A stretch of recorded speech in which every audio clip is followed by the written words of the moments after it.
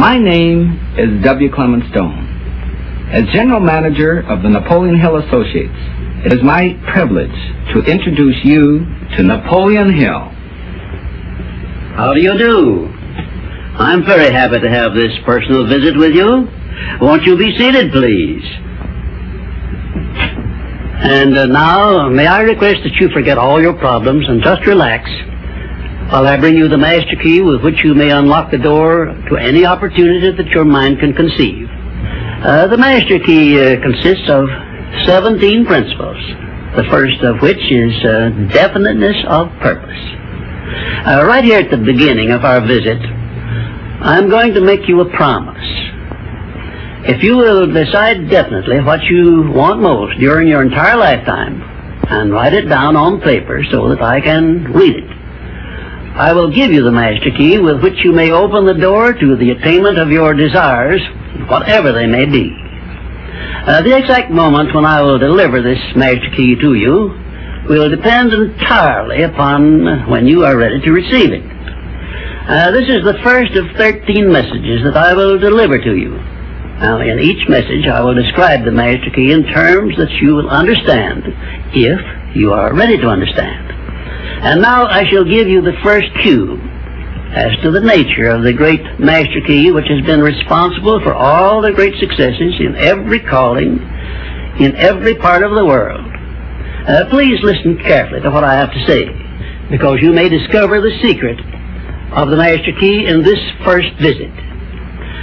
You may get your first cue as to the nature of the great master key when I tell you that psychologists have discovered a natural law which is the very foundation of all personal successes.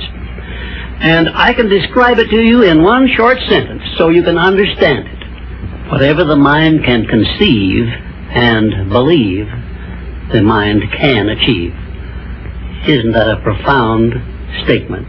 You will notice that it says nothing about the need for education, but simply that whatever your mind can conceive and believe, your mind can achieve.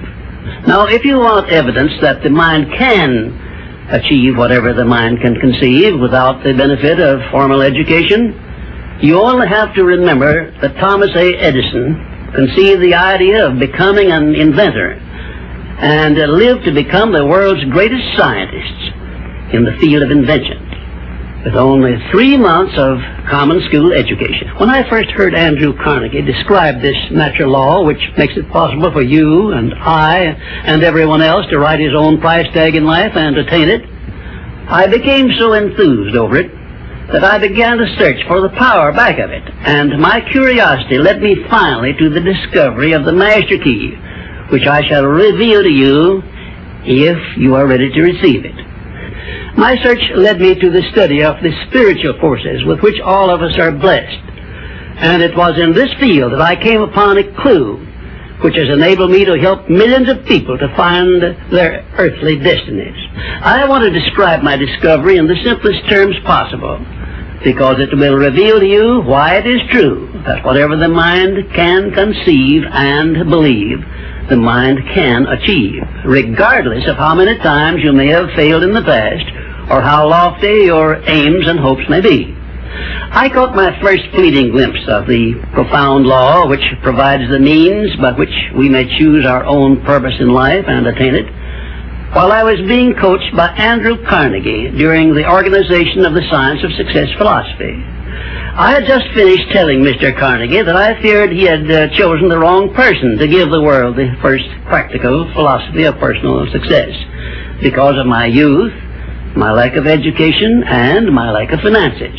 Well, at this point, Mr. Carnegie delivered a lecture that I shall never forget, because it changed my entire life and paved the way for my helping to change the lives of millions of people, some of them not yet born.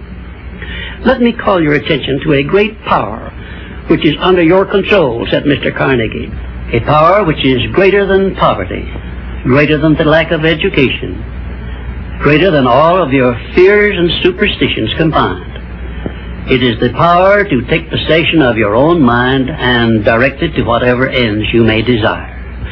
This profound power, Mr. Carnegie continued, is the gift of the Creator, and it must have been considered the greatest of all of his gifts to man, because it is the only thing over which man has the complete and unchallengeable right of control and direction.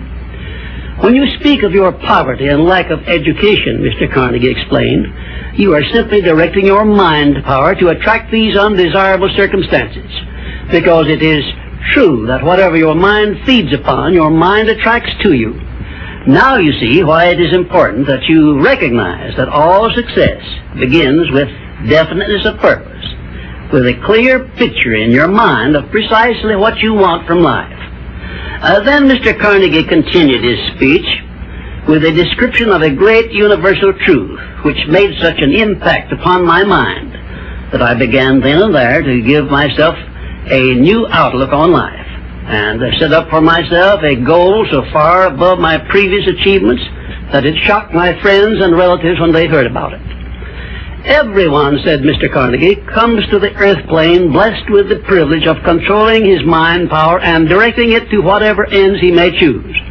But, he continued, everyone brings over with him at birth the equivalent of 2 sealed envelopes, one of which is clearly labeled, the riches you may enjoy if you take possession of your own mind and direct it to ends of your own choice.